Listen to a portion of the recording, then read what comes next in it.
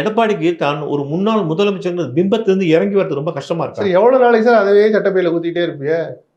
அதுக்கடுத்து ஒரு ஆள் வந்துட்டாரு, ஸ்டாலின் முன்னாள் முதலமைச்சர்னு. நீங்க அதுக்கும் பீலையில போயிட்டீங்க. கொஞ்சம் யதார்த்தத்தை புரிஞ்சு. வலிக்கும் தான். அரசியல்வாதிகளுக்கு பதவியை விட்டுக் கொடுப்பது வலிக்க தான் செய்யும். சரி, எடப்பாடியால் சி வி சண்முகத்துக்கும் வேலுமணி கீழே வேலை பார்க்க முடியுமா? யாரு கீழே வேலை செய்ய சொன்னா? இல்ல அவர்கள் சொல்படி கேட்க முடியுமா? என்ன எதுக்கு சார் நீங்க அப்படி நினைச்சீங்கன்னா, உங்களோட சீனியர் செங்கோட்டையன் அவரை நீங்க உங்களுக்கு கீழே இருந்து ஒரு அமைச்சரா வச்சிருந்தீங்க.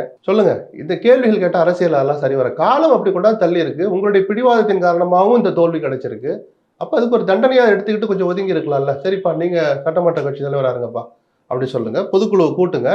ஆரோக்கியமானதுக்கு பொதுக்குழு கூட்டணும்ல சார். பொதுக்குழு தான் அதிகாரம் படைத்தது. எத்தனை இடம் எடப்பாடி சொல்லியிருப்பாரு, உச்சபட்ச அதிகாரம் பொதுக்குழுக்கு தான். அந்த பொதுக்குழு கூட்டுங்க. அது எடப்பாடி ஏத்துக்கிட்டாங்கன்னா எல்லாரும் ஏத்துக்கிட்டு தானே ஆகணும். சரி, அதிமுக இன்னும் 1.5 கோடி தொண்டர்கள் இருக்காங்க, நீங்க நம்புறீங்களா? எதுக்கு அதை பத்தின கேள்வி? இப்ப எதுக்கு 1.5 கோடி இருக்குன்னா மதியானம் சாப்பிட மாட்டீங்களா? இல்லைன்னா தூக்கம் வரல? என்ன எனக்கு புரியல. இல்ல, நான் என்ன சொல்றேன், இவ்வளவு அக்கறை வச்சிருக்கீங்களே சார் மெம்பர்ஷிப்ல. இல்ல, அதிமுக இன்றைக்கும் அவங்க சார், அந்த கட்சி துடை தெரியப்படவில்லை அப்படின்னா இத்தனை எம்எல்ஏக்கள் ஜெயிச்சிருக்க மாட்டாங்க. இன்னைக்கு ஒரு எதிர்காலம் இருக்குன்னா தவறுகளை திருத்திக்கங்க தான் நம்ம சொல்றோம். இன்னொரு தோல்வியை சந்தித்தால் மீள்வது கடினம்னு நான் சொன்னேன். மீளவே முடியாதுன்னு நான் சொல்லலை. அதுக்கு எடப்பாடியுடைய பிடிவாதம் இன்னும் தொடர்ந்தால் மீள்றது கஷ்டம்தான்.